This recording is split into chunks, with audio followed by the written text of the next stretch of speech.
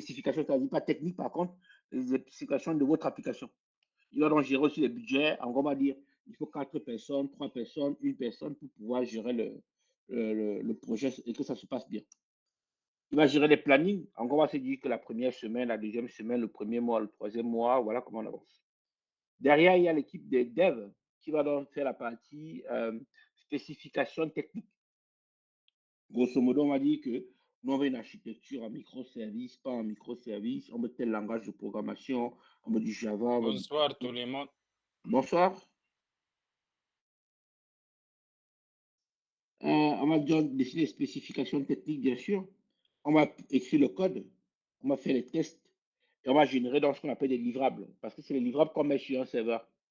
Une fois que ça s'est terminé, en fait, on va donc avoir des environnements qui sont mis en place. Sur ces environnements-là, on va déployer les applications, ou bien les différents blocs qui ont été développés.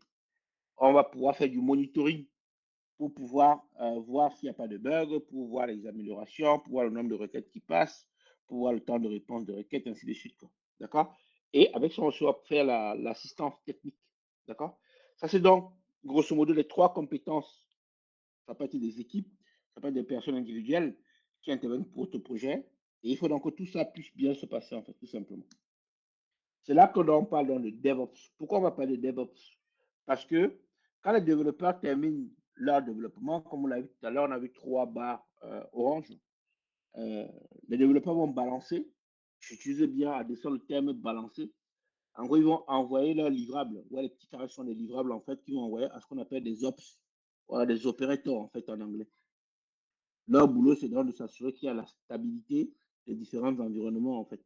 Et c'est eux qui vont s'assurer qu'ils peuvent donc déployer les différentes applications sur les environnements. Donc, comme vous le voyez, il y a comment on dit ça, 2 exigences qui se battent en duel. La partie agilité, grosso modo, qui va permettre de déployer les nouvelles fonctionnalités assez rapidement. Et surtout la partie stabilité qui permet de s'assurer que on ne déploie pas sur un environnement si on n'a pas de mise à jour, si on n'a pas des problèmes de sécurité qui sont résolus, si on n'a pas les prérequis qui sont nécessaires. En fait. Et donc, ça commence à faire des détails. En fait. Donc, vous avez vu qu'on a vu ce qu'on appelle généralement un cycle en V, expression de besoins, spécification fonctionnelle, spécification technique, code, test unitaire et même test d'intégration aussi. On valide que tout ça est bien et puis derrière, on met en recette en production. Question donc qui se pose. Comme on a balancé littéralement encore le terme, comme on l'a vu tout à l'heure avec les pointillés sur le slide, comment on fait pour revenir en arrière sur une fonctionnalité? Si les environnements de déploiement ne peuvent pas supporter la charge, grosso modo, quand on a fini de développer, sans penser aux environnements en amont, on se dit, OK, il y a 10 utilisateurs qu'on attend au départ. Si demain on passe à 1000, si demain on passe à 3000, si demain on passe à 1 million, qui va supporter la charge? Parce que votre environnement aussi doit pouvoir supporter la charge, en fait, sans que vous n'arrêtez votre application. D'accord? Comment est-ce qu'on résout le souci? À quel moment est-ce qu'on lève l'alerte? Ça, c'est des points qu'il faut se poser assez rapidement. Alors, combien de temps met pour qu'une fonctionnalité soit mise en prod? Ça, ici, il faut le regarder. Et qui gère les impacts? Tout ça, il faut le mettre en place. En gros, c'est des questions qu'il faut anticiper assez vite quand vous faites du DevOps, tout simplement. Ou bien pour que votre application soit continue, soit développée assez rapidement. D'accord? C'est pour ça donc que on va donc dire que les équipes vont travailler plutôt en mode agile, comme on l'a vu tout à l'heure. L'idée, c'est de dire que toutes les 2 semaines, toutes les 3 semaines, on développe une fonctionnalité ou plusieurs fonctionnalités. Et ça, on les remet ce qu'on déploie sur un environnement de production, en fait, ou bien de recettes, pour pouvoir tester assez rapidement, en fait, tout simplement.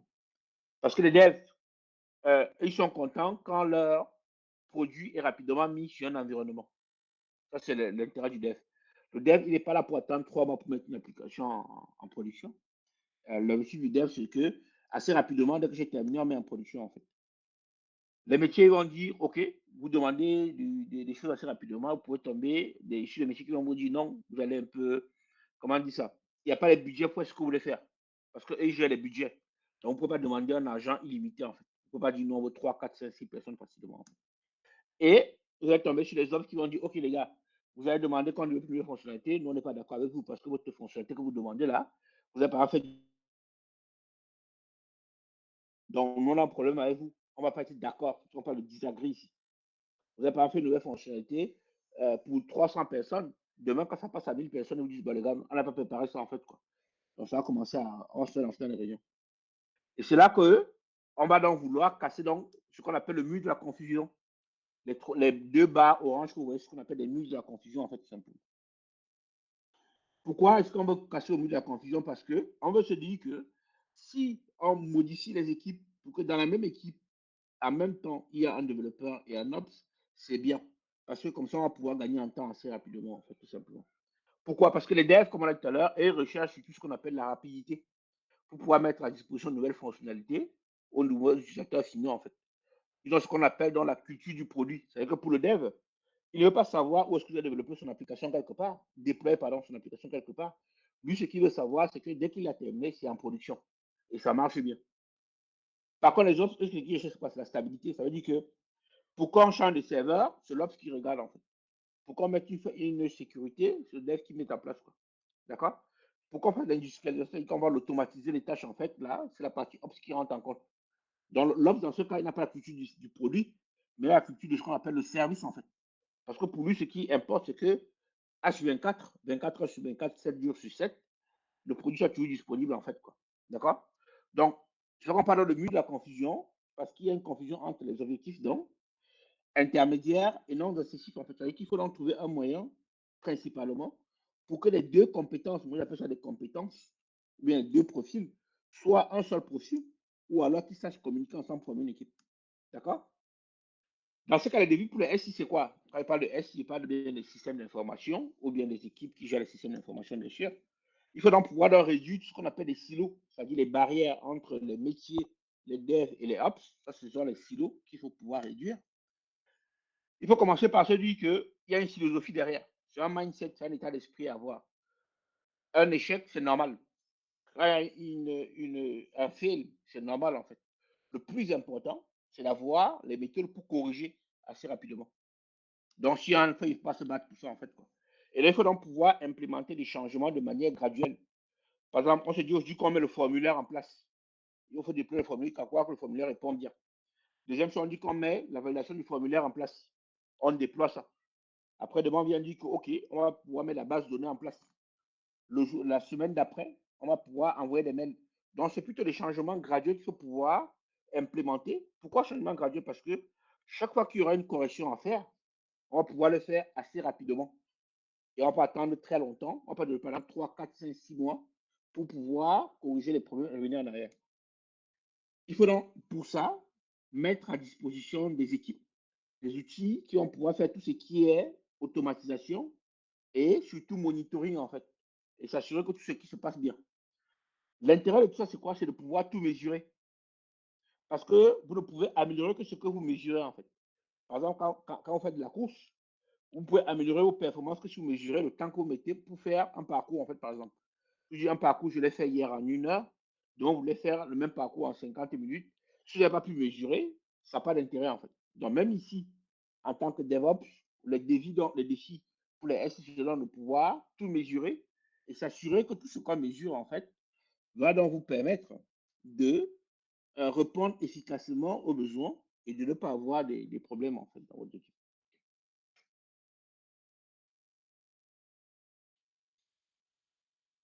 Pas toucher. Excusez-moi. Est-ce que jusque-là, vous avez des questions ou pas? Claire? Alors, si vous avez des questions, surtout n'hésitez pas à les poser. Ok. Pour l'instant, pour moi, ça c'est clair. Ok, top. Donc, Super. merci. Donc, on a donc dit qu'il fallait donc mettre en place, un ensemble d'outils qui vont nous permettre donc, de répondre aux besoins. D'accord? L'objectif, c'est quoi? C'est de pouvoir planifier facilement nos tâches, coder nos tâches, euh, générer des livrables, tester que tout se passe bien, déployer sur les environnements, d'où le terme release ici. Pardon, générer des livrables ici. Après, le but ici, c'est pour tester que votre code ne casse rien, pendant comme de récupérer. Générer un livrable ici à la release, déployer, euh, vérifier en fait que, du moins, travailler sur les différents environnements d'où l'opérette ici et derrière monitorer chaque fois les différents outils. Donc, quand on parle de DevOps, tout simplement, là, c'est les tâches donc qu'on va pouvoir effectuer donc les équipes dans une entreprise chargée du développement donc, et de l'exploitation des différents systèmes, en fait, bien sûr.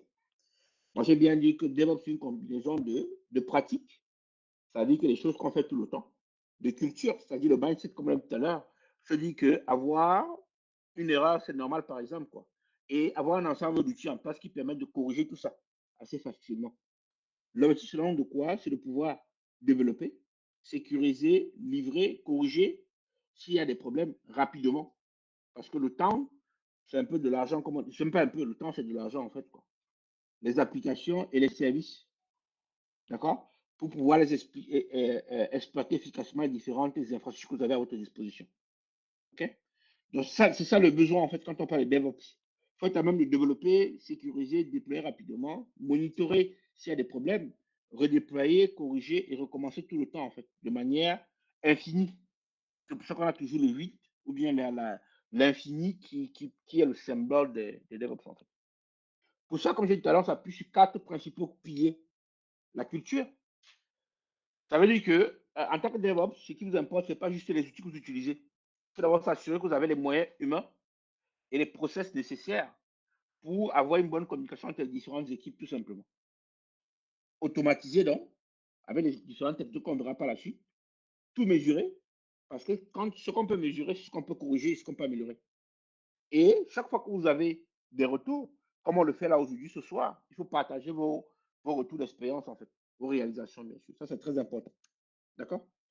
L'objectif, c'est quoi? C'est que l'entreprise est d'un côté, les clients, quand on parle de clients, ça peut être des clients internes ou bien des clients externes à votre entreprise, vous allez pouvoir avoir deux niveaux de l'entreprise jusqu'à la livraison. Il y a le build, comme on a dit tout à l'heure, le test, la release pour mettre ça à disposition des clients.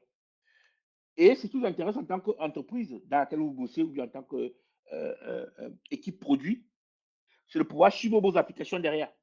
Parce que vous devez suivre ce que les clients disent de votre application ou bien comment les clients se comportent de votre application. Si vous avez trop de 404, si vous avez trop d'erreurs sur votre application, en gros, peu de clients reviendront derrière. Et replanifier dans les corrections en fonction des retours des clients ou bien des retours de l'application pour revenir dans le cycle tout le temps. Je vous ai dit que quand on fait du DevOps, ne commencez pas par les outils, c'est prendre le problème par le mauvais côté. La première étape, c'est de bien organiser les équipes, en fait. D'accord? Le but c'est quoi? C'est de ne plus isoler les devs et les ops qu'on a vu tout à l'heure depuis le début. C'est de faire que tout ce beau monde-là soit une seule équipe, en fait. D'accord? Quand on dit tout ce beau monde dans une seule équipe, c'est quoi? Vous allez faire une équipe, ce qu'on appelle des équipes pluridisciplinaires. Pour que dans la même équipe, sur le même bureau, ou dans le même bureau, pardon, ou sur le même palier, vous avez ceux qui font la conception, développement, le test, déploiement et puis exploitation, bien sûr. D'accord? Vous pouvez me rajouter la partie sécurité, hein, pour que vos applications soient bien sécures derrière, bien sûr. OK? Dans le métier, j'ai les comptables comme tout à l'heure. La compta gère les coûts. Les chefs de projet, les devs vont coder. Les testeurs vont gérer le bug. Et les autres vont pouvoir délivrer les différents produits. L'objectif, c'est de dire, toutes ces compétences-là, on va les récupérer. Et puis, on va dire en fait que pour un produit, tout ce beau monde-là, toutes ces compétences-là participent à construire le produit. Donc, tout ce beau monde-là se voit tout le temps pour pouvoir discuter. Et donc, peu importe le produit que votre boîte fait, il ne faudrait pas avoir des équipes qui ne se parlent pas, mais plutôt construire des équipes pluridisciplinaires pour que dans la même équipe, on ait plusieurs compétences qui permettent de répondre assez rapidement aux différentes équipes. D'accord?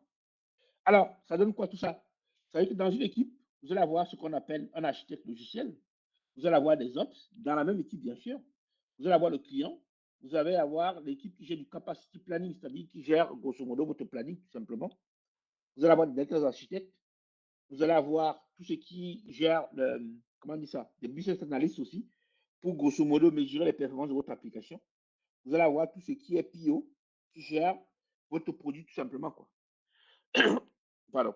Si on avait le besoin, pardon, vous pouvez avoir des profils plutôt transverses, en fait, qui vont permettre de gérer tout ce qui est architecture, tout ce qui est le portefeuille de votre entreprise, en fait. Donc, la première étape, comme j'ai dit tout à l'heure, c'est de dire, n'allez pas foncer dans les outils, commencez par penser comment vous allez organiser vos équipes pour que dans une équipe, on ait toutes les compétences en même temps. Chaque équipe doit alors gérer un produit. Produit. Vous n'allez pas aller chercher la compétence ailleurs pour résoudre le problème. Dans l'équipe, vous avez déjà tout ce qu'il vous faut. Ça, c'est très intéressant pour vous. Vous avez mis des équipes en place, ou bien Les outils sont mis en place dans les entreprises.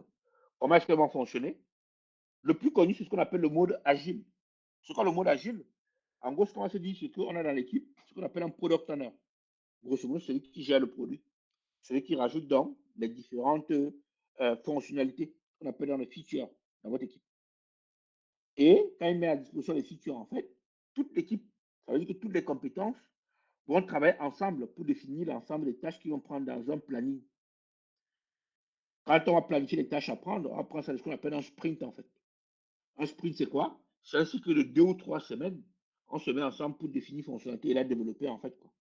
Je vous mets 1 à 4 semaines ici, mais grosso modo, c'est entre 1 et 3 semaines, pardon. Et dites-vous que on peut aller jusqu'à 4, mais généralement, la moyenne, c'est 2 à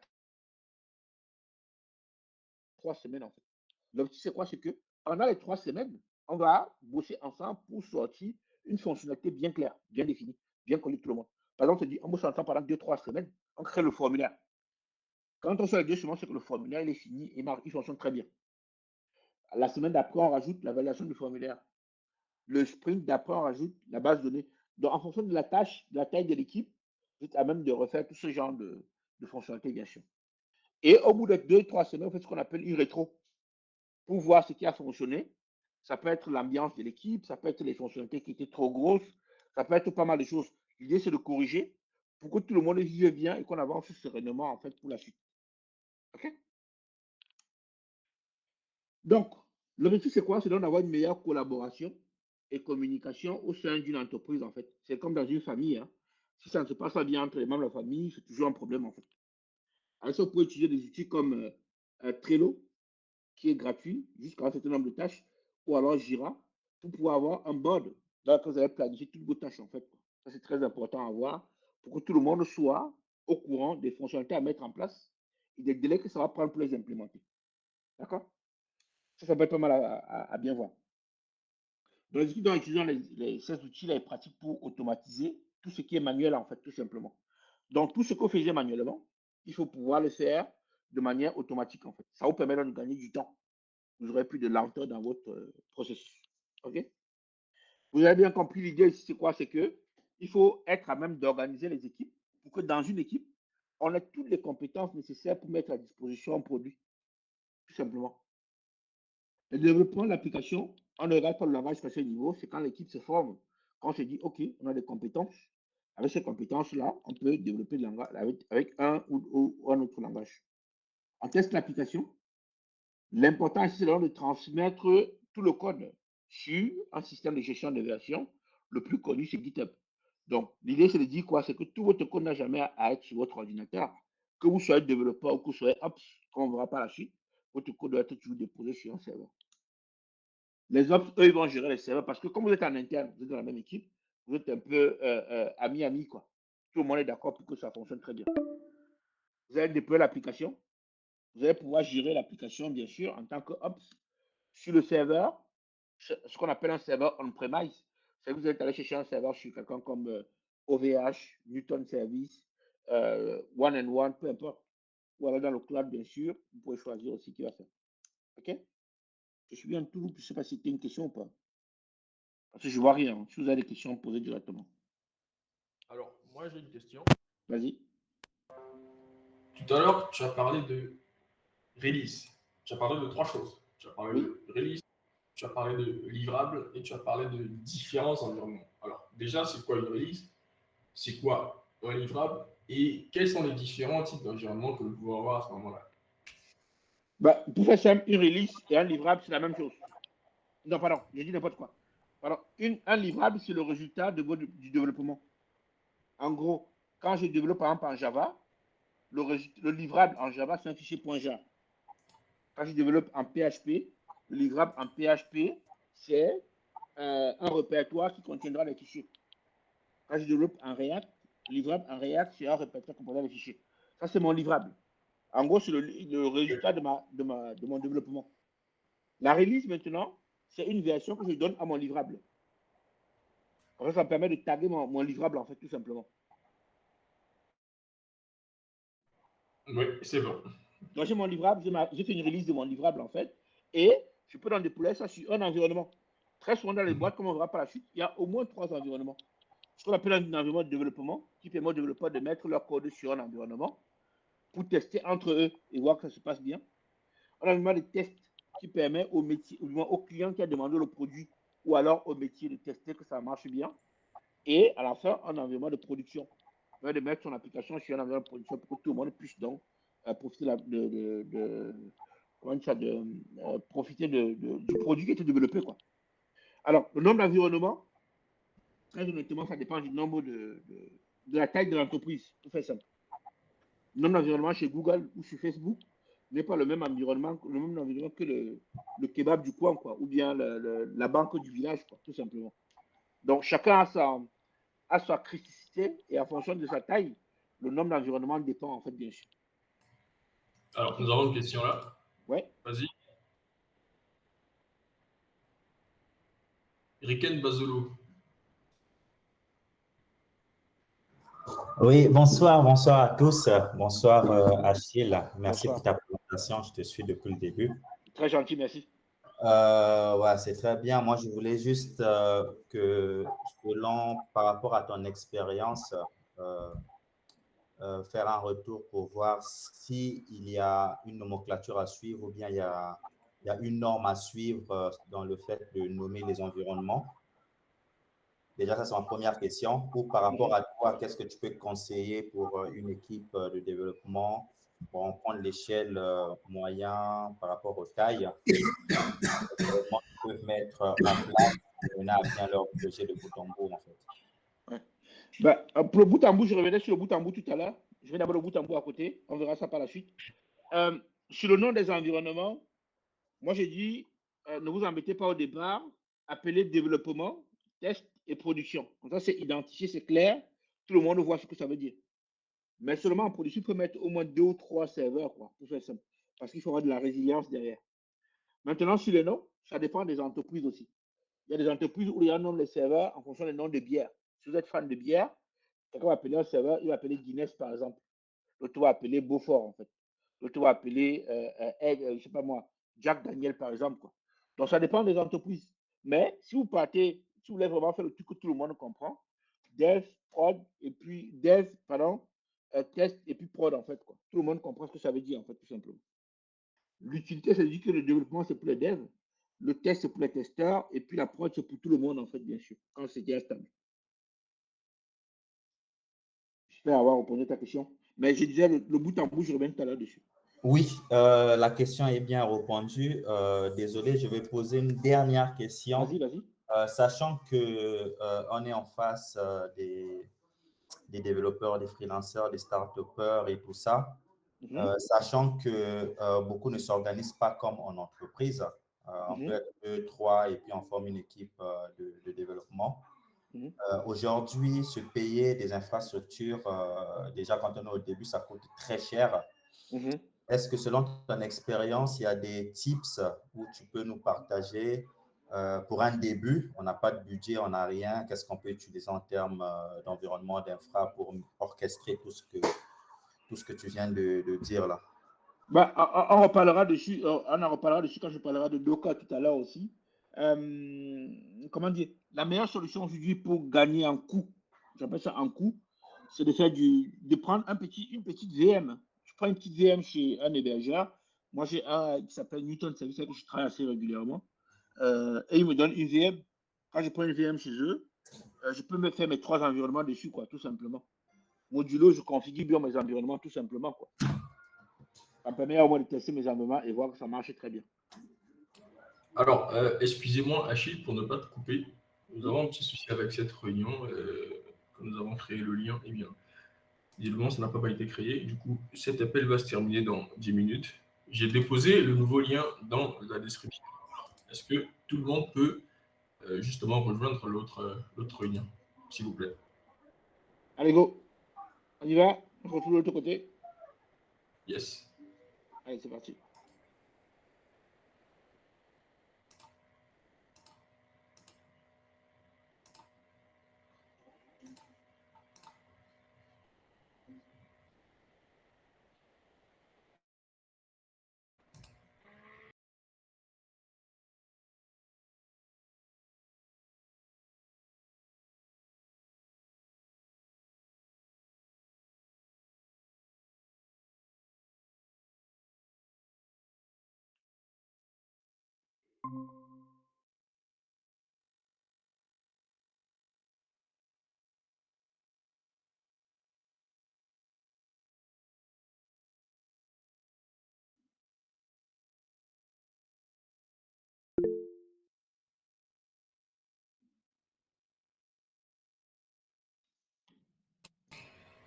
Alex, vas-y.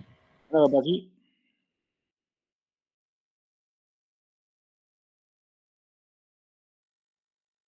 On y va. Allez, hop. Donc, je vais repartager mon écran. Yes. Et on vous me dites.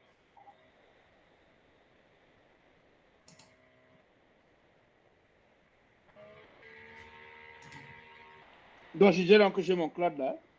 Alors, vous êtes sur mon écran ou pas?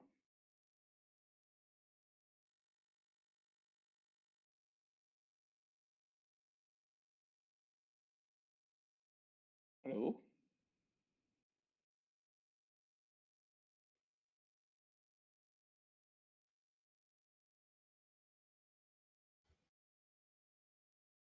Vous avez mon écran.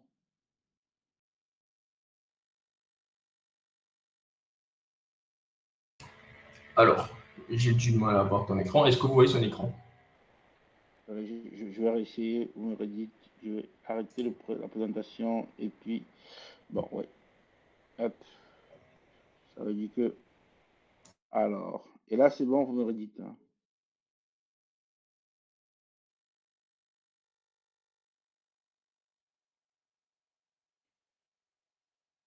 C'est bon?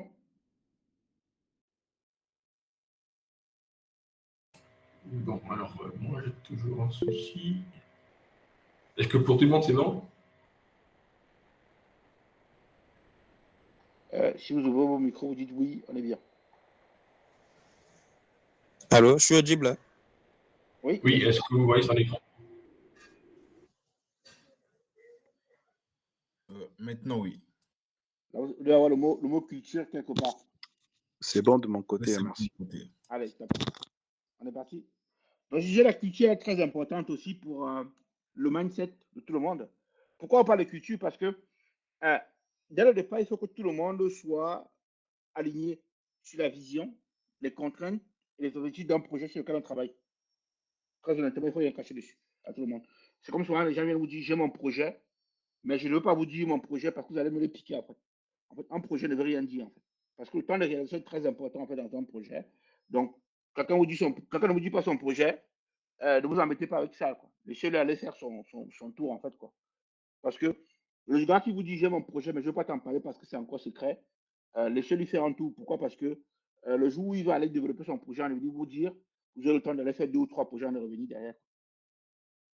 Si vous avez un problème, soyez assez honnête, collaborez avec les gens dans tout le respect possible, parce qu'on est juste là pour un travail.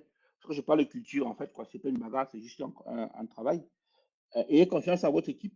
C'est pour ça qu'on fait des rétros tout le temps pour être sûr que tout se passe bien. Je parle d'honnêteté, je parle de transparence, c'est la même chose, en fait, quoi, tout simplement. Tout ça dans un processus d'amélioration continue. En gros, on apprend, on améliore et puis on corrige les choses tout simplement. D'accord? Quand on fait la culture, il faut donc pouvoir prendre un risque intelligent parce que si vous êtes honnête, il faut vous dire, grosso modo, on peut prendre le risque de faire déployer une fonctionnalité, mais il faut le dire quand même, quoi. D'accord? Restez, faire la formation comme on est en train de faire ce soir-là. Pratiquer, analyser et surtout valoriser votre retour, en fait. L'objectif, c'est quoi? C'est de partir de tout ce qui est euh, euh, de partir de tout ce qui est IT pour se centrer sur le client. Parce qu'à la fin de la journée, c'est le client qui rapporte l'argent à une entreprise, en fait. Donc, ne faites pas le produit que vous voulez, faites le produit que votre client attend. D'accord? On coupe les silos entre les devs et les ops pour avoir des équipes pluridisciplinaires, comme j'ai présenté tout à l'heure. On va sortir la logique de commande et de contrôle, c'est-à-dire on aura un chef qui donne des ordres pour qu'on réponde en arrière, pour avoir une logique de collaboration. Parce que quand tout le monde collabore ensemble, tout le monde se sent en confiance.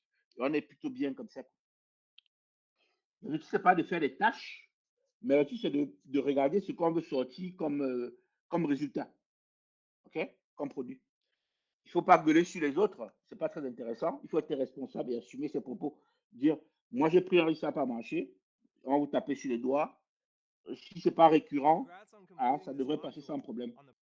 Au lieu d'être réactif, c'est-à-dire corriger les bugs tout le temps, il faut trouver le moyen d'anticiper, en fait, pour être assez bien dessus. Il ne faut pas être content, mais prendre les risques et donc pour être courageux dans ce que vous êtes en train de faire. Il ne faut pas freiner comme le font beaucoup d'ops, en fait, mais être assez flexible pour améliorer de nouvelles améliorations et augmenter le niveau de confiance dans l'équipe, en fait, tout simplement. OK? Et donc, là, grosso modo, vous comprenez qu'avant de parler de DevOps, d'abord, il faut d'abord parler de l'équipe. Si on n'a pas la bonne équipe, on est mal barré. Ça, c'est la première étape. Deuxième étape, donc, c'est de dire, OK, on a constitué notre équipe, tout le monde est content, on va bosser ensemble, on a mis ensemble les règles de comment on marche ensemble. Comment est-ce qu'on architecture le besoin qu'on a eu depuis le départ? Quelle est la structure de notre application? Parce qu'on connaît déjà qu'on a une équipe pluridisciplinaire, les compétences pluridisciplinaires. Pourquoi est-ce qu'on fait l'architecture? Le principal besoin de l'architecture, c'est quoi? C'est que, comme on l'a vu déjà, c'est que l'architecture unique complète ce qu'on appelle la méthode. La méthode, c'est fonctionner en mode agile et déployer de manière continue les différentes applications. Pourquoi? Parce qu'on a organisé des équipes en de très petites équipes. Ça sert à avoir une équipe de 20 personnes, 30 personnes. Le plus petit possible, c'est nécessaire, entre 5 et 6, 7 maximum. C'est déjà très bien, en fait, pour pouvoir bosser ensemble. On va enlever ce qui est monolithe, c'est-à-dire on construit un gros truc là, on construit tout ce qu'on appelle des microservices, pour faire simple. D'accord? Alors, vous avez vu notre application comme vous l'avez fait tout à l'heure pour récupérer ce qu'on appelle comment on appelle ça, les avis des clients. On appelle SA pour Sentiment Analysis en fait. D'accord? La première chose qu'on a là, c'est un front. Le front, donc, va donc exposer les données. On va mettre ça dans une base de données pour pouvoir récupérer l'information. Derrière, on peut envoyer des notifications, par exemple, envoyer des mails aux utilisateurs pour leur dire que tout s'est bien passé, ou bien au métier pour dire qu'on a comment on dit ça, un nouvel avis client, quoi, tout simplement. De l'autre côté, ici en dessous, on aura la partie logique qui va se charger donc de faire un peu de l'intelligence artificielle ou bien de la data science, en fait, pour vérifier pour analyser un message, en fait. Pour ça, on peut s'appuyer sur une API externe. Des fois, ça peut arriver d'avoir une API du marché qui sait récupérer un texte et vous dit si c'est un texte positif, un texte négatif, ou si c'est un texte neutre, tout simplement. Et là, derrière, on va répondre à l'utilisateur et on peut mettre à jour les données dans la base de données, renvoyer une notification quand on a analysé un message pour dire le message qu'on a reçu, en fait, c'est un message positif. Ou alors le message qu'on a reçu, en fait, c'est un message neutre. Le message qu'on a reçu, au final, c'est un message plutôt négatif, en fait, pour nous, quoi. Mais le problème de ça, c'est que si vous faites tout ça comme ça, vous êtes obligé d'avoir un temps de traitement qui est très important. Parce que ça, c'est des appels synchrones. On attend que chaque bloc réponde, en fait. Quand on fait des appels synchrones, le problème, c'est que, comme les utilisateurs attendent longtemps, en fait, là, il va dire que votre application n'est pas performante. Donc, l'architecture de votre application est très importante. On va passer dans une application dite synchrone, à ce qu'on appelle l'architecture en microservice, tout simplement ici. L'idée, c'est de dire qu'on envoie des données au format REST. Ça va être dans le backend comme d'habitude. On stocke dans une base de données. Dans notre architecture, on va mettre ce qu'on appelle, comment on appelle ça? Un broker ou un porteur de messages, un transporteur de messages. Vous allez donc pouvoir déposer votre message dans RabbitMQ, en fait, sur votre, dans le broker RabbitMQ. Chaque personne venir s'abonner à un message. Ça veut dire, en fonction des critères d'un message, chaque personne va dire, OK, je suis concerné par le message, en fait, je récupère le message, en fait, tout simplement. Pourquoi on met un RabbitMQ? Parce qu'on se dit, si un mail part en retard, c'est pas grave, parce qu'on peut renvoyer le mail à la main. Même pas bloquer toute une application parce qu'un mail n'est pas parti, en fait. Donc, vous mettez un RabbitMQ au milieu de votre application, ça permet que l'application émettrice, pour le coup ici, SA Backend, dépose un message dans la file RabbitMQ. Chacune des applications s'abonne, retraite le message en fonction de ce délai. Si l'application n'est pas disponible, quand elle est up, elle récupère toujours le message. Et quand elle finit de retraiter le message, donc, le client, on lui a répondu déjà pour dire qu'on a récupéré son message, on a récupéré son message. Et le temps de traitement en interne, on n'a plus à perdre de temps au client, en fait. Et le client va trouver qu'une application devient performante comme ça. On va donc redéposer le message derrière une fois qu'il est traité. Une fois que c'est traité, donc, on peut donc remettre à jour tout le cycle de vie de notre application, en fait, tout simplement, quoi. OK? Vous voyez qu'en mettant juste un RabbitMQ dans votre système d'information, vous gagnez déjà à peu près 1, 2, 3, 4 minutes, en fait, quoi. Parce que la moyenne, c'est de se dire, une requête doit durer entre 1 et 3 secondes. Quand on dit ça, on a l'impression que ce n'est pas très long. Mais vous-même, quand vous faites déjà 3 secondes sur un site, vous voulez actualiser tout le temps pour être sûr qu'il n'y a pas un problème, en fait, et que ce n'est pas vous le problème. On est énervé, on est énervé. Ça, tu as bien raison. On est très énervé parce qu'on croit 3 secondes, c'est trop lourd. En fait, tu as bien raison. C'est ce qu'on appelle donc ici une architecture orientée événement. Donc, ouais, donc on a mis l'équipe en place. On définit l'architecture de notre application. Ça, c'est très intéressant pour nous. Pourquoi architecture orientée événement? C'est que avec l'émergence des microservices, donc, les architectures sont pilotées plutôt par des événements qui sont les plus populaires aujourd'hui. La flexibilité autour de ça, c'est quoi? C'est que vous pouvez donc déposer une file, encore une fois, au milieu du village, comme on dit souvent. Chacun va venir récupérer son message dans cette file-là, en fait, tout simplement. OK? Le volume, donc, et la variété de traitements, donc, font donc de ce qu'on appelle de l'event-driven architecture un bon candidat pour toutes les plateformes et toutes les architectures. Tout le monde aujourd'hui fait des architectures avec des événements. Comment on appelle ça? LinkedIn, ils ont propulsé Kafka. Facebook, c'est les mêmes choses.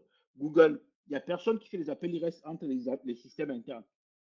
Si vous le faites, commencez à penser, à voir comment vous pouvez améliorer votre système en mettant un broker. RabbitMQ, c'est très simple, c'est au milieu, en fait. D'ailleurs, sur ma chaîne, j'ai fait une vidéo sur RabbitMQ, en fait, quoi. N'hésitez pas à aller regarder si vous voulez voir comment ça marche. L'idée, c'est de dire quoi? C'est de dire que les applications vont communiquer principalement de deux manières. Une qui va publier des messages et l'autre qui va consommer des messages, en fait, ce qu'on appelle dans des queues. Lorsqu'un événement se produit, c'est vous qui définissez l'événement qui vous intéresse. Hein. Un utilisateur qui change l'adresse email, une commande qui est passée sur un site e-commerce, quelqu'un qui a mis à jour son panier, l'analyse des textes comme ce qui nous intéresse là, tous ces événements sont publiés dans les queues, en fait. Et les services qui sont intéressés par ces événements-là, dans l'événement, c'est l'action d'un utilisateur ou bien la mise à jour du système. Bon, on est venu consommer le message, ils vont faire des choses en fait. Les systèmes sont donc indépendants. Quand je dis indépendants, même les langages ne sont pas les mêmes. On fait du Java, du Python, du Node.js. Ils n'ont pas besoin de se connaître, bien sûr. Les notifications, les modifications d'une application n'affectent pas l'autre. Parce que si vous modifiez juste une brique de celle qu'on a présentée tout à l'heure, là, vous n'avez pas de problème si vous ajoutez une autre brique après derrière, quoi. Parce que vous déployez chaque brique de manière indépendante des unes des autres. Les services peuvent donc échouer indépendamment. Ça veut dire que si un des modules, par exemple, le module d'envoi de mail n'est pas disponible, ce n'est pas un problème, parce qu'on peut l'envoyer plus tard. Si le module d'envoi de mail n'est pas disponible, quand il va être disponible, il va venir dans sa file et récupérer tous les messages qu'il attendait, un peu comme dans une industrie, ou bien sur une chaîne de traitement, ou bien dans un supermarché. Chaque produit passe à la chaîne, en fait, tout simplement, quoi. Et les messages sont récupérés comme ça et tout le monde est content. Quand on a une communication asynchrone, donc, la latence, le temps de traitement d'une application n'affecte pas l'autre parce que les éléments ne se connaissent pas. Les résultats sont retransmis dans du RabbitMQ tout simplement, quoi. Les équipes donc, qui travaillent chaque module travaillent indépendamment les unes des autres. Comme on a vu tout à l'heure, les équipes sont organisées autour d'un produit. On va donc avoir une équipe qui est chargée d'envoyer des mails de toute l'entreprise. Eux, ils bossent seulement sur les mails, les SMS, les WhatsApp, en fait. Eux ne savent pas les applications qu'ils vont consommer. Ils vont donner juste les contrats d'interface pour dire, si vous voulez qu'on envoie un mail pour vous, envoyez-nous le mail dans tel canal sur RabbitMQ avec tel format. On va s'en charger pour vous. Si on a une application qui gère les stocks, on dit, OK, si vous voulez décroître un stock ou bien augmenter un stock, mettez le message dans tel canal avec tel format, on va s'en occuper pour vous. Et quand on aura fini, on va vous remettre notre message dans un autre canal ou le même pour vous dire, votre message X a été traité il y a 2 jours ou bien à telle heure, tout simplement. Les services peuvent être écrits dans des langages les plus appropriés. Si vous êtes à l'aise en Python, faites en Python. Si vous êtes à l'aise en Node, faites en Node. Ça vous permet de découper donc, comme ça le temps de traitement de vos applications, bien sûr. Si vous faites ça en microservice, moi je vous parle du Java que je connais le mieux en fait là. Vous faites ce qu'on appelle un config server. C'est-à-dire que toutes les applications n'auront pas les configurations. Là, on est chargé de ce qu'on appelle un serveur de configuration en fait. Quand je démarre, moi je n'ai pas l'application. La seule chose que j'ai, c'est mon nom et l'adresse du serveur de configuration, en fait, tout simplement. Ça permet de factoriser les choses. Et une fois que j'ai récupéré mes configurations, je vais aller m'enregistrer dans l'annuaire. Parce que quand les requêtes vont arriver dans ce qu'on appelle une API Gateway, c'est-à-dire que c'est le point d'entrée de toutes les applications, lui, il va donc venir chercher dans l'annuaire en fonction de la requête qu'il a traitée, l'application qu'il doit consulter, en fait. Et une fois qu'il a le nom de l'application à consulter, il va donc renvoyer la requête de l'application, en fait. D'accord? Cette architecture permet quoi? Ça permet que chacun des cubes là sont déployables indépendamment. Si vous voulez par exemple mettre à jour juste les avis, mettez les avis. Si vous voulez mettre le suivi, mettez les suivis. Peu importe le nombre d'applications que vous avez. Vous voulez rajouter un nouveau module, vous le faites aussi sans problème. et vous ne déployez que ce module-là, tout simplement. Je vous donne quelques librairies là qui sont assez utiles pour le faire. Vous avez Eureka, par exemple, là, qui a été propulsé par Netflix, la plateforme de vidéos en ligne. Vous avez Joule, en fait, vous avez Spring Cloud Gateway. Tous ces modules-là permettent donc tout simplement de découper l'application et de rendre votre système simplement meilleur. Donc, notre client application, là, ici, notre livrable, on va le mettre dans un engine qui est un serveur de gestion de déploiement d'applications web. Ça sert aussi de reverse proxy. On peut faire un back en Spring et on va donc aussi avoir une partie en Python pour analyser les textes que l'utilisateur va déposer pour nous. Donc, ouais, au départ, on a vu un formulaire qui, a priori, était très simple à gérer, mais derrière la machine, elle peut être plus complexe, en fait, en fonction des contraintes de votre entreprise, de vos besoins, bien sûr. OK? Votre code, il est donc fait. Ce qui est très important maintenant, c'est de pouvoir gérer votre code. On va faire appel à un contrat de système de gestion de version. L'idée, c'est quoi? C'est que vous allez avoir un serveur où tout le monde va déposer son code chaque fois. Moi, j'aime souvent dire, n'attendez pas de terminer pour versionner ou bien déployer votre code. Chaque fois que vous avez une fonctionnalité qui est stable, même s'il est 10 heures, même s'il est midi, poussez votre code sur Git, en fait, parce que c'est comment on dit ça? L'espace de vérité. La vérité, le code le plus vrai, c'est le code qui est sur GitHub, en fait, ou sur GitLab, en fait, tout simplement. Ce n'est pas le code qui est sur votre ordinateur. Dites-vous que le code est sur GitHub, c'est le plus important. Ça vous permet d'avoir plusieurs versions de votre fichier, de vos fichiers, de votre code, de votre projet, en fait, tout simplement. OK? Donc, vous allez avoir plusieurs utilisateurs qui vont bosser sur une application. Chaque fois que vous voulez travailler, la première étape, c'est toujours de créer une branche. Ne bossez jamais sur la branche même si vous êtes seul sur votre projet. Ou alors vous avez une confiance absolue en vous, mais même si c'est sur votre projet, créez toujours une branche à côté. Vous allez pouvoir faire toutes vos modifications sur votre branche. Et ce qu'on recommande toujours, c'est de faire ce qu'on appelle une pull request. Vous allez donc demander à quelqu'un de votre équipe de relire votre code. L'intérêt de relire votre code, faire relire votre code par quelqu'un d'autre, c'est qu'on sait détecter ensemble s'il y a un problème. Deuxième chose, c'est qu'on est au moins deux à connaître le travail qui a été fait. Troisième chose, c'est que si vous êtes en vacances ou vous êtes souffrant, quelqu'un d'autre peut reprendre votre travail sans problème. Et on sait voir les historiques pour pouvoir aussi revenir en arrière sans problème. OK? Vous avez fini votre code. Vous avez fait votre code. Vous avez versionné votre code. Il faut donc pouvoir configurer les environnements sur lesquels vous voulez déployer votre code. Ça, c'est très intéressant. Alors, ça, c'est le boulot de l'Ops qui est dans votre équipe, bien sûr. Ce qu'on connaît, c'est que de manière classique, ce qu'on fait, c'est que les gens prennent une VM ou alors un serveur. Ils vont pouvoir installer ce qu'on appelle dessus un operating system. Ça peut être un Ubuntu, ça peut être une Debian, peu importe ce que c'est. Dessus, on va mettre ce qu'on appelle un hypervisor. D'accord? Souvent, le plus connu, c'est VMware qui est utilisé. Vous allez pouvoir encore mettre des VM dans des VM ou bien des VM dans des serveurs. Vous voyez que le volume, plus empiler des couches, c'est très important avant même qu'on accède à votre application qui est tout en haut. Donc, ça, c'est l'empilage de base. Maintenant, ce qu'on fait, c'est que ça, c'est l'Ops qui va mettre ça en place de base dans les entreprises. Il y a encore beaucoup d'entreprises qui fonctionnent comme ça et qui sont très à l'aise comme ça, ça marche très bien. Pour ça, donc, il faut donc réussir à faire l'installation, la configuration et la sécurisation. Si on arrive à le faire de manière automatisée, c'est bien. Parce que le jour qu'on a un nouveau serveur, on doit pouvoir aussi répéter les efforts.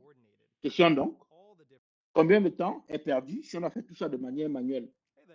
Quelle est la somme en argent, bien sûr, qui est perdue? Est-ce qu'on peut automatiser ça? Comme nous sommes des humains et que c'est nous qui faisons des choses, quel est le taux d'erreur? Est-ce que c'est fiable? Est-ce qu'il n'y a pas un gaspillage de ressources, en fait? Donc, toutes ces questions-là, il faut pouvoir se poser. Ce qu'on se disait aussi tout à l'heure dans la question qu'on a eu tout à l'heure, on n'a pas assez de budget. Comment on fait pour faire la même chose, mais en mieux? D'accord? J'ai quelqu'un qui me demandait encore ce matin, je veux prendre un serveur, quels sont les conseils que tu me donnes, en fait, pour que je puisse bien faire les choses, en fait, tout simplement. Parce qu'on est toujours dans une histoire d'optimisation de ressources et de coûts, bien sûr. Ça, si on arrive à le faire, on est bien. Les solutions, donc, pour ça, beaucoup de gens vont dans le cloud. Moi, je ne vous cache pas, je le dis de prime abord, je n'en suis pas. En gros, je ne pousse pas les gens à aller d'abord dans le cloud. Moi, je dis, il faut d'abord faire ses armes en prenant un serveur chez un hébergeur pour comprendre ce que le cloud va vous cacher après. Donc, commencer par aller directement dans le cloud, moi, j'en suis pas fan. C'est un avis perso, hein. Moi, j'ai dit toujours, il faut toujours commencer par prendre une VM ou même seulement son ordinateur, faire tous ces gammes et ces classes dessus. Une fois qu'on a terminé, maintenant, on peut aller voir dans le cloud ce qu'il y a dans le cloud. Beaucoup de gens parlent de cloud et veulent aller dans le cloud rapidement. Commencez par faire vos gammes d'abord. D'accord? Écrivez vos scripts shell vous-même pour pouvoir automatiser les choses. Faire du Python, ça c'est bien aussi. C'est un langage qui est très connu et très populaire aujourd'hui. Ruby, Perl, moi je parle pas beaucoup. J'en parle, mais bon, ça, vous pouvez trouver dans des boîtes, on vous en parle encore. Mais bon, dites-vous que c'est possible de faire la même chose aussi avec du Ruby et du Perl, bien sûr. Pour ça, donc, il faut donc écrire, on parle d'automatisation, de création des environnements et de configuration des environnements. On a fait ce qu'on appelle de l'infrastructure as code. L'idée, c'est de dire, on va écrire du code qui va nous permettre de créer et configurer des environnements. Je vous donne comme ça en vrac des solutions. Je vais parler des trois premiers ici principalement. Le premier, c'est Terraform. Terraform va nous permettre de créer des VM ou alors des environnements dans le cloud. Donc, juste pour la création des environnements, ça, c'est le job de Terraform. Une fois qu'on a créé, le deuxième, c'est Ansible qui va rentrer en considération pour pouvoir configurer les environnements. En gros, vous créez une VM avec Terraform. Déjà, vous demandez à Ansible maintenant de créer des utilisateurs, de créer des rôles, de bloquer des ports, d'ouvrir des ports. En gros, tout ce qui est configuration de votre application. Et une fois que vous avez fait ça, donc, l'intérêt, c'est de pouvoir déployer vos applications sur les serveurs en utilisant la technologie qu'on appelle donc Docker, qui est la plus populaire, la plus connue aujourd'hui. D'accord? Les autres, c'est des concurrents. Vagrant, SalStack, et c'est le concurrent d'Ansible. D'ailleurs, je rajouterai aussi Puppet d'ailleurs, qui est aussi un concurrent de SalStack et d'Ansible, bien sûr. Vous avez Packer, Vagrant. Il y a également Pulumi qui monte un peu depuis quelque temps. Ouais, j'en parle de Pulumi dans le slide d'après. Pulumi, effectivement, c'est l'autre alternative, effectivement, à Terraform, en fait, qu'il faut vraiment regarder, comme tu disais tout à l'heure. Ça, je suis tout à fait d'accord avec toi. Okay? Donc, l'idée, c'est de dire quoi? C'est de dire que vous allez écrire du code qui va donc permettre de créer des différents environnements. Peu importe les environnements, hein, des bases de données, des serveurs ou alors du réseau. Vous n'allez pas aller faire ça à la main sur des serveurs. Vous allez écrire du code pour pouvoir le faire par vous-même. D'accord? Ce qu'on appelle donc l'IAC aujourd'hui, c'est un ensemble de mécanismes qui permet donc de gérer par des fichiers. On va donc écrire. En gros, l'idée, c'est de dire quoi? J'écris des instructions de ce que je veux comme résultat. Je donne un outil comme Terraform ou Pulumi dont on parlait tout à l'heure pour que lui, il aille sur mes environnements, générer les différents éléments pour moi tout simplement. C'est son boulot. Donc, vous comprenez bien la logique de ce que je fais depuis le début. Hein. Créer les équipes pluridisciplinaires, coder, versionner et maintenant automatiser la création de différents environnements. Ouais, le fil conducteur que je vais vous emmener à voir. On écrit dans des fichiers dans de configuration. L'idée, c'est d'écrire très peu de code. C'est de dire, moi, je veux ça. Tiens, toi, Ansible, toi, Terraform, toi, Pulumi, prends ça. Et à la fin, moi, je veux seulement le résultat. L'idée, c'est de dire qu'on peut en faire ça pour les utilisateurs, les bases de données, les droits d'utilisateur, les ressources, peu importe ce que vous voulez faire. Vous devez quand même de le faire avec. OK? Voici un exemple de fichier de configuration. Hein. Ça peut vous permettre, par exemple, de créer un EC2, c'est-à-dire, grosso modo, une VM, tout simplement. Quoi. Vous allez pouvoir écrire une configuration qui permet de le faire. Et à la fin, vous demandez à votre Terraform de le faire. À la fin, derrière, il va vous permettre donc de créer votre Terraform. L'idée, c'est de dire quoi ici? C'est que vous n'êtes pas obligé d'être expert administrateur système pour pouvoir créer des VM aujourd'hui. Vous comprenez les outils qui le font pour vous, vous leur donnez les bonnes configurations et ils vont s'en charger pour vous tout simplement. OK? Vous pouvez faire du shell ou alors du TFT, du Terraform en fait pour faire le même boulot. L'idée, c'est de dire que avant, tout ce shell ici là, maintenant, juste avec 3 lignes, vous êtes à même de créer directement votre VM sans problème en fait. Achille, excuse-moi, j'avais une question. Je voulais revenir sur un truc. Oui. Lorsque vous avez parlé de containerisation, etc., pour les différentes images, pour les différents environnements et même les outils, est-ce que pour un microservice, est-ce que c'est vraiment conseillé d'avoir aussi la base de données dans, par exemple, ce Docker, dans l'image, par exemple. Ou encore, il faut le mettre de manière externe. Par exemple, moi, j'ai mon microservice, j'ai mon code. Est-ce que je dois, au niveau du Docker file ou du Docker Compose, j'allais dire, je dois aussi mettre ma base de données dessus. Ou bien je dois avoir une base de données externe à mon image Docker. Qu'est-ce qui est conseillé? Déjà, il y a deux choses. Même si ton microservice a une base de données, si tu veux faire ta base de données avec un Docker, ce n'est pas le même Docker Compose qui a porté les deux. Il faut faire un Docker Compose pour ta base de données et un Docker Compose pour ton microservice. Pourquoi? Parce que, comme je disais tout à l'heure depuis le début, il faut avoir beaucoup de modules indépendants. Parce que si tu veux redéployer ton application, tu n'es pas obligé de redéployer la base de données en même temps. Il faut que le Docker Compose sur ta base de données soit séparé de celui qui fait ton microservice. Maintenant, beaucoup de gens recommandent d'écrire la base de données sur un disque dur classique et pas de mettre ça dans un Docker, en fait, quoi, quand on est en production. Moi, je n'ai pas de problème avec ça. Moi, je fais les deux. Ça dépend de l'exigence de mon client. Si mon client n'a pas d'exigence, moi, je le mets dans un Docker container. Le plus important, c'est de monter des volumes pour pouvoir sauvegarder, en fait, quoi. Le plus important d'une base de données, c'est de mettre un processus de sauvegarde régulier pour pouvoir récupérer les données au cas où il y a un problème, en fait, quoi. Je ne sais pas si vous posez ta question. Ok, merci. Merci. Donc, déjà, ne mets pas dans ton Docker Compose ton microservice et sa base de données en même temps. Faites pas. Faites deux fichiers séparés. Un pour ta base de données et un pour ton projet. Donc, on a donc dit que quel outil sert à quoi? On a dit Terraform donc, pour ce qu'on appelle du provisioning tool qui va nous permettre de créer dans les différents environnements. Pour la configuration et pour la gestion de votre serveur derrière. Trois grosses catégories. Vous allez avoir donc ce qu'on appelle de l'IAC déclaratif. Vous allez donc pouvoir, si vous faites du cloud, par exemple, Azure, vous avez tout ce qu'on appelle ARM, Azure Resource Management. Vous allez avoir des blueprints aussi qui vont vous servir à faire les choses. Vous pouvez donc comme ça, en fonction de votre besoin, donc, trouver la bonne solution chaque fois. Que vous soyez on-premise, c'est-à-dire sur un serveur classique, ou dans le cloud tout simplement. Vous avez ce qu'on appelle la partie impérative, avec Pulumi dont on a parlé tout à l'heure, qui permet aussi de faire la même chose, en fait, simplement, de créer des environnements. Donc, ça dépend de ce que vous voulez, vous êtes à l'aise.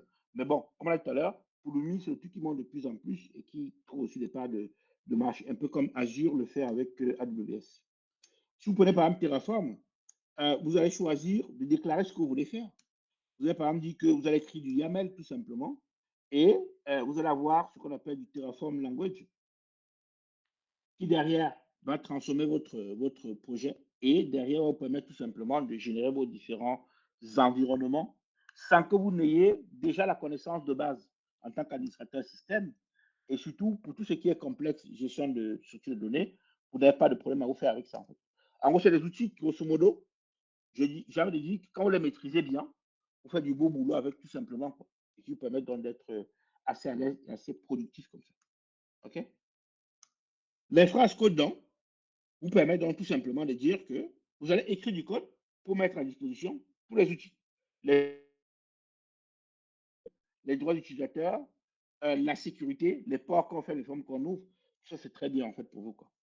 Pour ça, il faut être très à l'aise pour faire du YAML.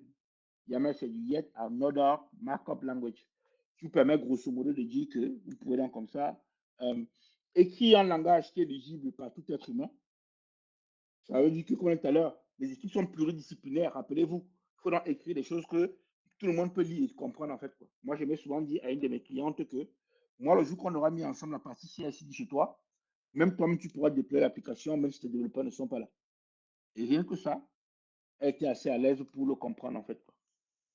Donc voilà à quoi ressemble un YAML. Moi, je dis souvent le YAML, pour faire simple, c'est couple, clé et valeur en escalier. Par exemple, le hobby ici, là, vous avez un ensemble de hobbies en fait, quoi. Donc, c'est assez lisible par un être humain. Il n'y a pas de délimitation complexe à comprendre.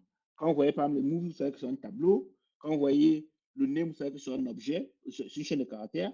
Vous pouvez rediriger. Le premier ici, c'est l'équivalent, c'est ici en JSON, en fait, tout simplement, quoi. Sauf que c'est très verbeux en JSON.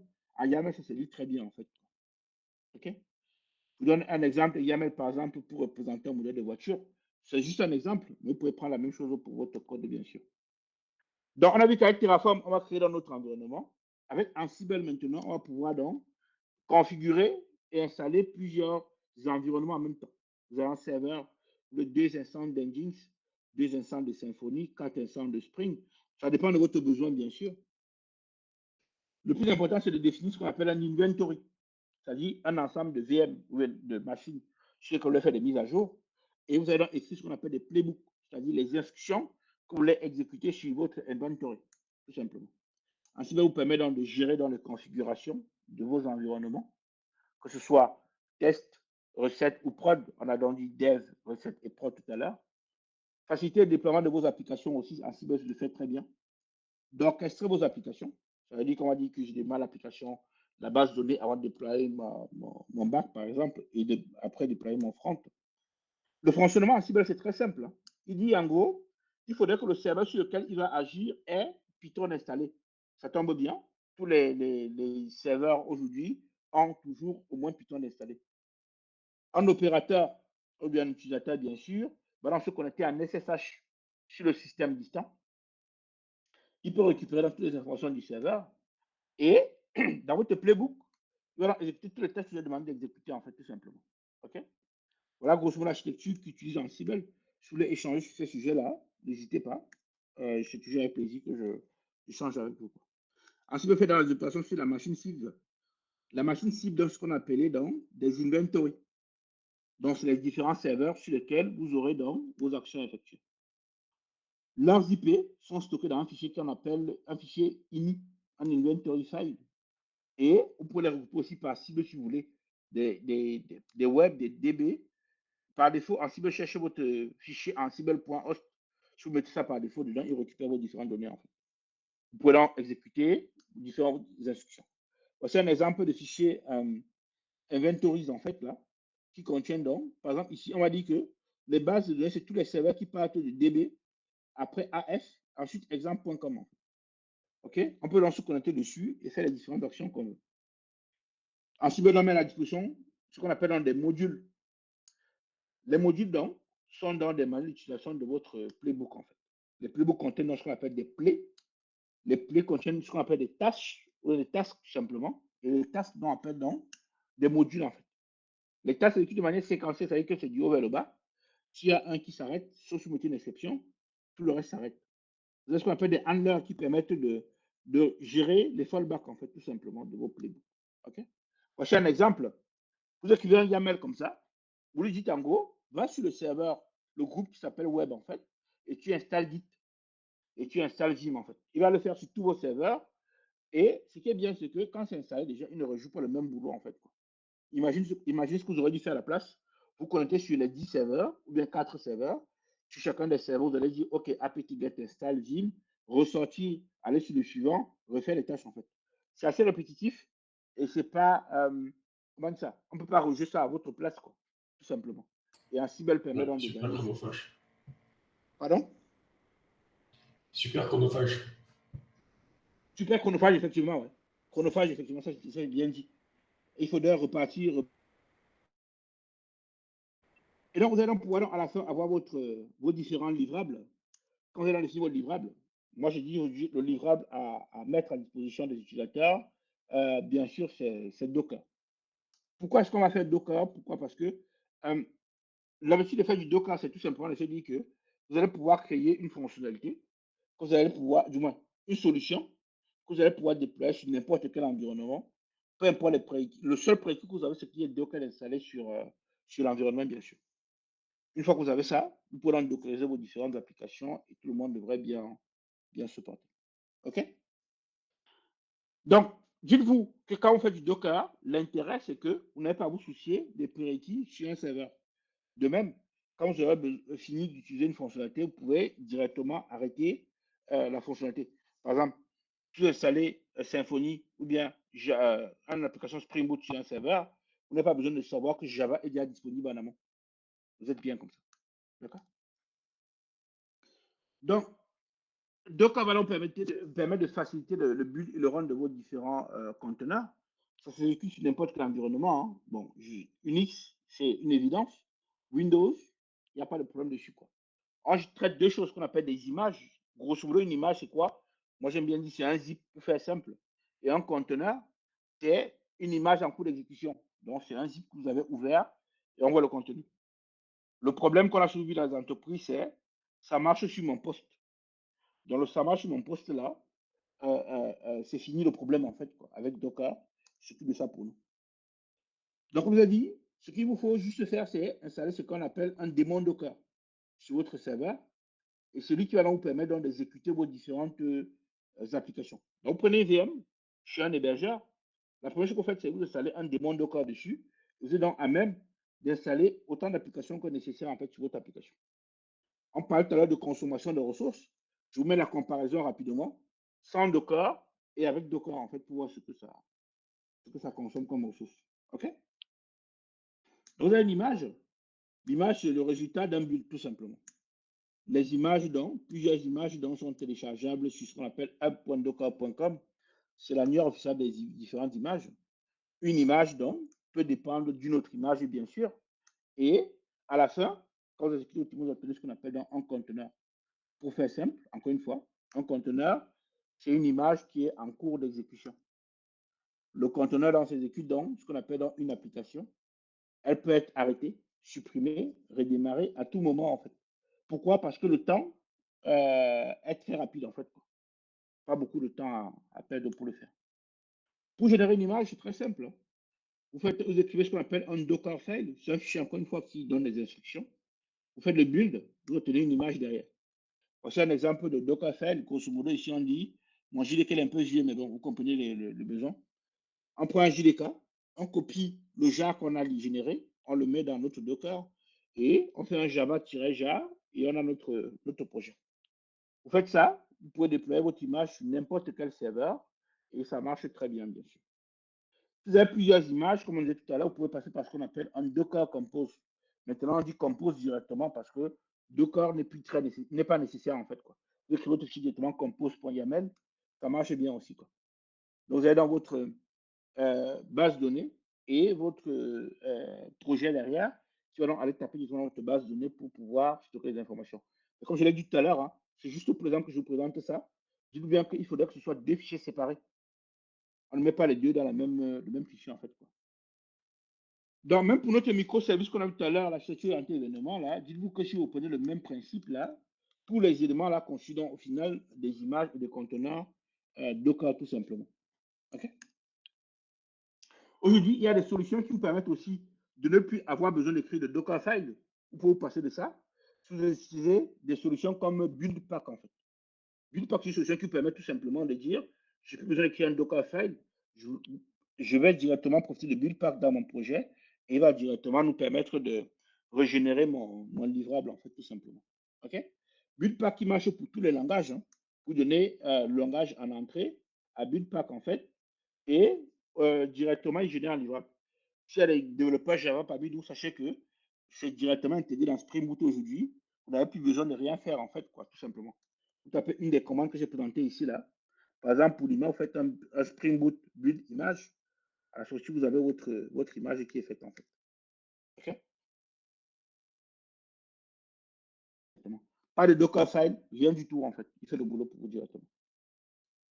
Les galères du quotidien, c'est quoi? C'est qu'à un moment donné, vous allez avoir plusieurs conteneurs que vous allez développer, que vous allez déployer. Certains conteneurs vont commencer à tomber, en fait, tout simplement. Quoi. OK? Il va donc se poser un problème d'orchestration. C'est là que va rentrer ce qu'on appelle dans Kubernetes, en fait. Kubernetes, donc, c'est une solution qui permet d'orchestrer les conteneurs. Pourquoi orchestrer? Parce qu'il faut être à même de suivre les conteneurs et voir s'il y a un problème. Vous devez être à même de corriger les conteneurs, grosso modo. Si un conteneur, vous dites par exemple, moi je veux 3 images de mon application et qu'à un moment donné, il manque une image, que ça puisse se refaire tout seul en fait. Vous devez être à même de déployer votre application. Vous devez être à même de faire ce qu'on appelle du load balancing, c'est-à-dire que s'il y a beaucoup de requêtes, qu'on puisse repartir les requêtes, les charges de requêtes entre les différents conteneurs qu'on a à disposition tout simplement. Vous pouvez à tout moment dire que si j'ai 2 instances de mon conteneur, ce qu'on appelle le scaling, je veux à la fois, je veux passer à 4 instances parce que j'ai un pic d'activité à ce moment-là, tout simplement, quoi. OK? Pour ça, vous pouvez dans le programmer pour dire en gros, moi je veux qu'à un moment donné, on passe à 3 ou 4 instances de mon application. Vous êtes à même de revenir en arrière s'il y a un problème, ce qu'on appelle donc du rollback. Donc, vous avez dans vos conteneurs que vous avez déployés sur des serveurs. Comme il y en a plusieurs, il faut donc être à même de les orchestrer. C'est ça que Kubernetes permet de faire. Pour faire simple, Kubernetes, comment ça marche? Vous avez une VM classique. Vous mettez votre OS, vous mettez votre domaine Docker, en fait, là. Et vous pouvez donc mettre plusieurs VM comme ça, en fait. Vous faites donc ce qu'on appelle donc un cluster de VM. OK? Dans votre cluster, vous avez peut-être 6 VM, quoi, tout simplement. Mais après, il faut trouver l'intérêt d'avoir plusieurs VM derrière, quoi. L'idée, c'est de dire que vous allez avoir ce qu'on appelle une API qui vous permet de récupérer toutes les requêtes que vous avez effectuées dans Kubernetes. Une fois que l'API récupère ça, il va donc avoir en entrée ce qu'on appelle, du moins en interne, pardon, ce qu'on appelle un etcd, qui est la base de données interne à Kubernetes, en fait. Et avec ça, vous pouvez donc pouvoir donc scheduler les tâches, comme on l'a vu tout à l'heure, pour que, avec un control manager, on vienne vérifier si, sur les serveurs, on a, via un kubelet, toutes les instances qu'on a demandées, en fait.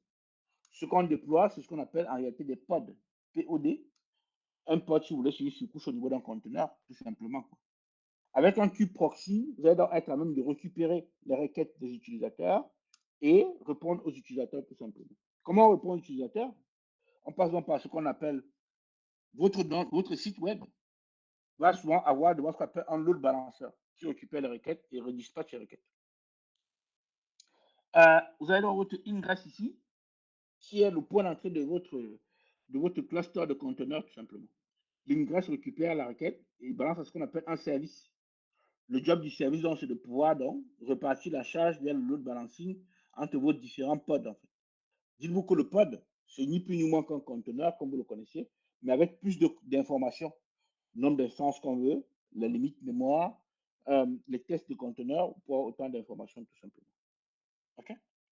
Donc, Kubernetes permet d'orchestrer tout ça. Une fois que vous avez ça, donc, il faut donc être en train de déployer ça de manière automatique, tout simplement. C'est là qu'on rentre encore la partie CI/CD. Vous voyez qu'il y a tout un process avant d'arriver à cette partie-ci que tout le monde connaît et voit rapidement. Le cycle de vie pour votre fonctionnalité, c'est quoi? C'est de dire que dès le départ, quand vous avez une fonctionnalité à développer, vous développez en interne sur votre ordinateur. Vous créez une branche comme tout à l'heure, feature ABC, en gros, feature, le nom de la procédure que vous développez. Une fois que vous avez terminé, c'est ça, vous faites ce qu'on appelle un commit, qui est un enregistrement local. Après, vous faites un pull d'abord pour récupérer les modifications distantes, parce que la source de vérité reste Git, en fait, tout simplement, quoi. Vous pouvez en faire un build en local encore pour être sûr que vous n'avez rien cassé. Après, vous refaites un push maintenant. C'est une séquence qu'il faut avoir et pratiquer. Quand vous allez pusher dans, on va avoir une notify maintenant sur ce qu'on appelle la partie CD, en fait, quoi. CI/CD, pardon. Ça, c'est votre code qui est en noir. La partie CI/CD qui vous permet donc de déployer ou bien d'automatiser les tâches de déploiement de votre application. Son job, donc, c'est de récupérer le code parce qu'on l'a notifié et reconstruire en local le livrable parce que ça, c'est automatisé. Il n'y a plus d'erreur humaine possible à ce niveau et de redéployer donc sur l'un des serveurs que vous avez dans votre entreprise. Et c'est comme ça que les différents utilisateurs peuvent venir consommer votre application. Pour votre code, vous avez votre GitHub qui est le plus populaire et le plus connu. Vous avez Bitbucket aussi qui est très connu et utilisé dans certaines entreprises. Vous avez SVN que personne n'utilise plus, mais bon, qu'il faut savoir. Vous avez GitLab aussi qui est gratuit et qui fait bien le boulot. Vous avez Jenkins, l'automatisation de tâches qui est le plus populaire aujourd'hui. Comme je dis, c'est un peu trop long. Il y a aussi ce qu'on appelle GitHub Action, en fait, tout simplement, qui est très populaire aujourd'hui, qui est utilisé dans beaucoup d'entreprises et même des individus. En gros, si vous êtes, vous êtes seul sur votre projet, vous pouvez faire du GitHub Action, mettez votre code sur GitHub, utilisez GitHub Action pour déployer vos applications. Ça vous permet de ne pas avoir de serveurs à acheter de ce côté-là, rien à installer, juste des configurations à faire. Si vous êtes dans une entreprise, je vous conseille de faire toujours un GitLab Runner pour pouvoir ne pas mettre votre code sur Internet gratuitement. Parce qu'une entreprise ne se met pas son code sur Internet, en fait. D'accord? Vous avez dans votre couple GitLab et GitLab Runner que je recommande dans une entreprise pour le boulot. D'ailleurs, sur ma chaîne, encore une fois, j'ai mis une vidéo qui parle très bien de ce sujet-là, en fait, quoi, encore. OK? Donc, si vous n'avez pas de notion sur GitLab et GitLab Runner de comment installer et de comment ça marche, j'ai une vidéo là-dessus allez voir et puis faites-moi des retours si vous avez des questions, je réponds toujours. Donc, je pense que j'ai ma batterie qui se décharge là. Il me reste 9%. Attends, je vais changer d'ordinateur, sinon je vais galérer pour terminer. Il me reste quoi? Je suis au 108. Donnez-moi 2 minutes, s'il vous plaît. Je reviens, je pars, je reviens. Super. Alors, est-ce que jusque-là, déjà, vous avez des questions à noter afin de les poser justement à Achille à son retour? Tu Et peux me mettre le justement, lien Achille, sur WhatsApp, s'il te plaît? d'accord.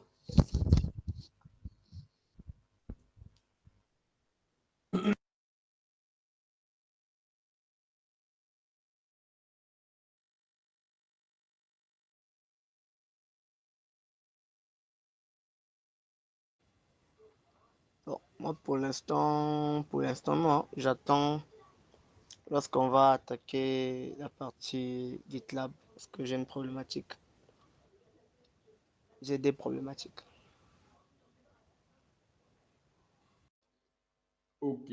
Après, reste à savoir déjà si euh, on va justement s'attarder sur ce sujet-là.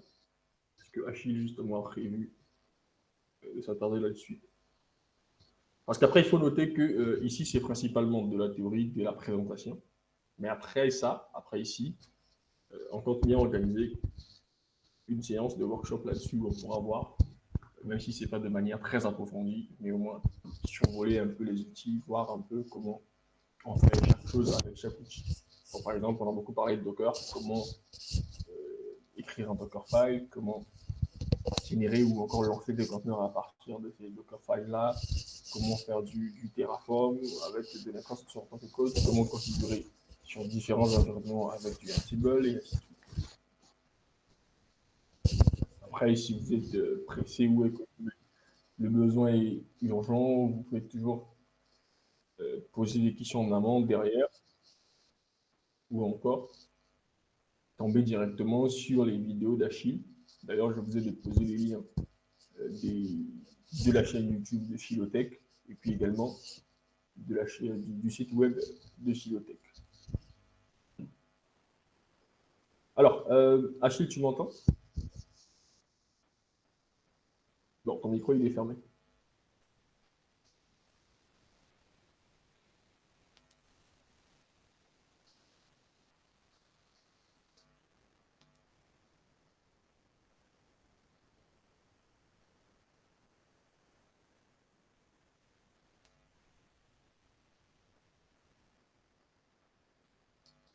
Ton micro, il est toujours fermé.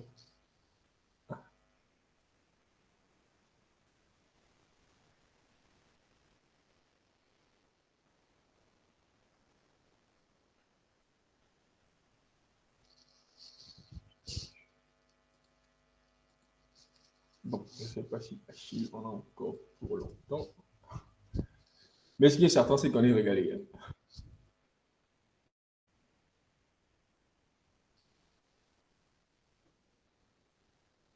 Super.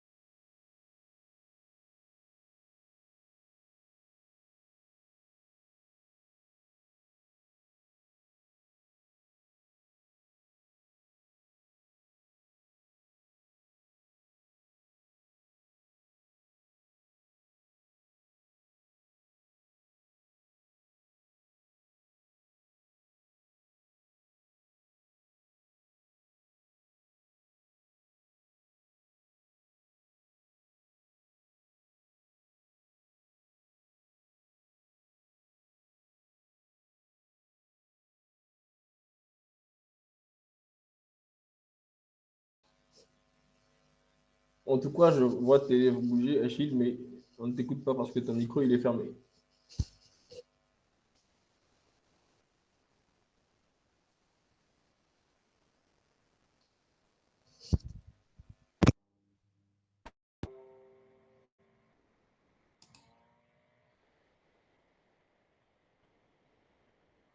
On ne t'écoute pas, Achille. Oh là là.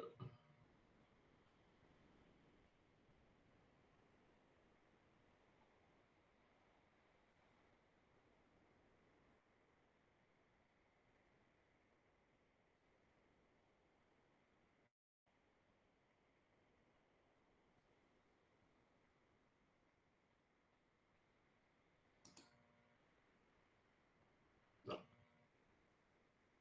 Je reconnais des têtes ici. Je vois le grand Tony Yavik.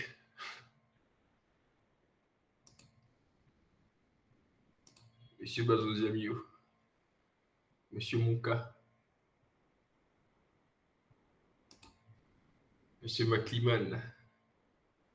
Ah, il n'y a que des Le grand, pointures ici. le grand designer McLean. Il n'y a que des grosses pointures ici à ce que je vois. Monsieur Abdul Ouattara. Monsieur Vanni.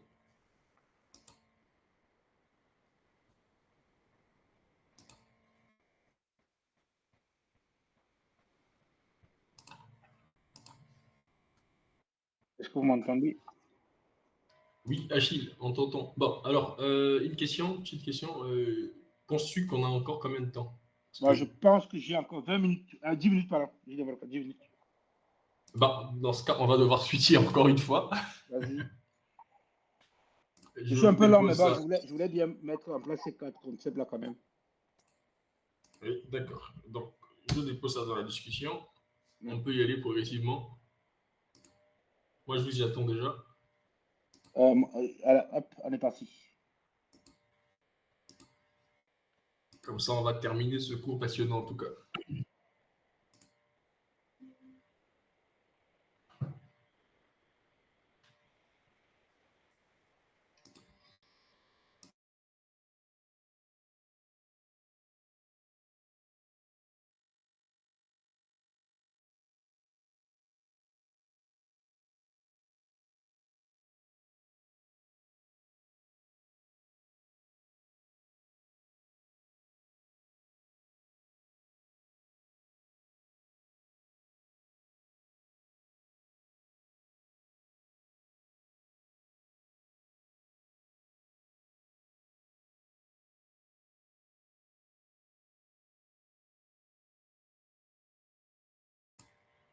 On vous attend, les gars.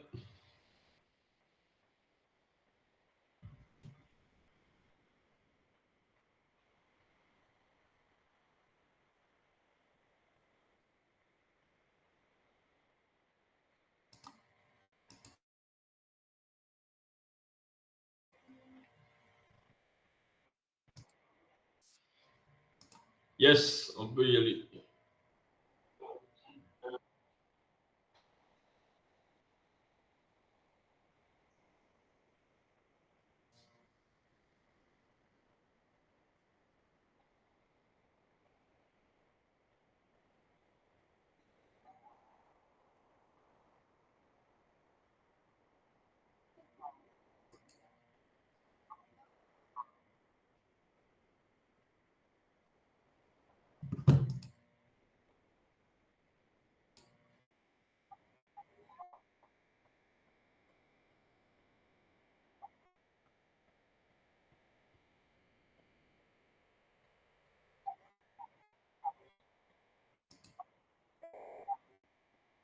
Bon,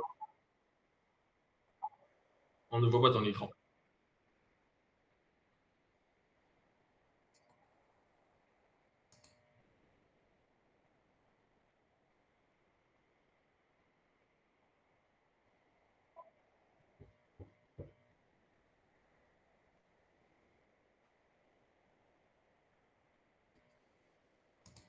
Yes.